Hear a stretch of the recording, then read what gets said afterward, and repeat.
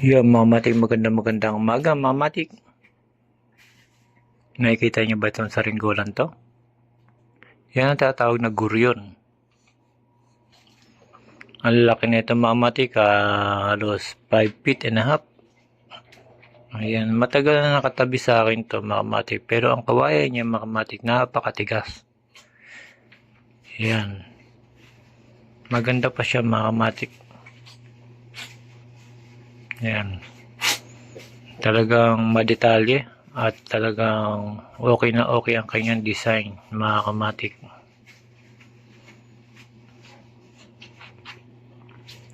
Yan design ko sa puwetan, mga kamatik. Ako mismo nag-design yan. Sarili kong disenyo, mga kamatik, yung puwetan yan. Napakahusay, mga kamatik, at napakaganda. Ito, mga kamatik, kahit matagal na sa akin to. Steady lang ito pagkalumipad. Hindi siya umikot. Di ko siya nilalagyan ng patunog kasi mabigat na yung kanyang ulo.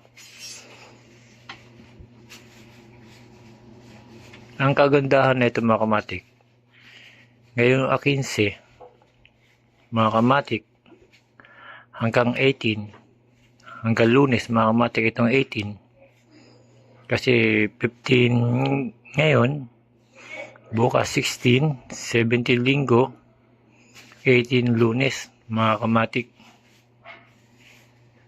Ang maganda dito, mga kamatik, pagka may tali ka, ibibigay ko na sa iyo yan. Yan, mga kamatik, totoo yan. Pagka may tali ka na ito, punta ka sa bahay, ibibigay ko sa iyo yan. Ito ang aking guryon na maganda. Yan.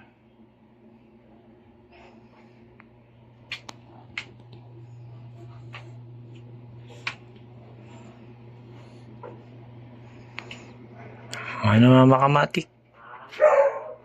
Huwag ka nang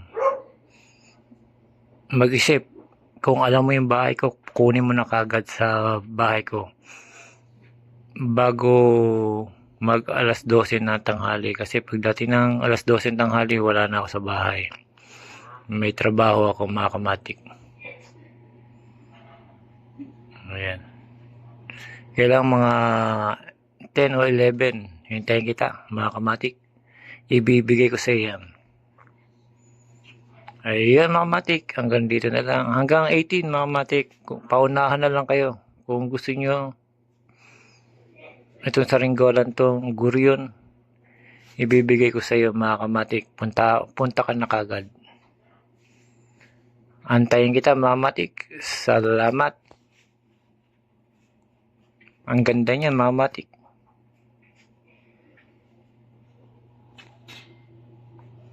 Kung sawa ka na sa mga maliliit na saringgola, ito naman malalaki, try mo. Sayang saya, mga kamatik. Pag nakapunta ka sa bahay ko, bibigay ko sa iyo. Salamat again.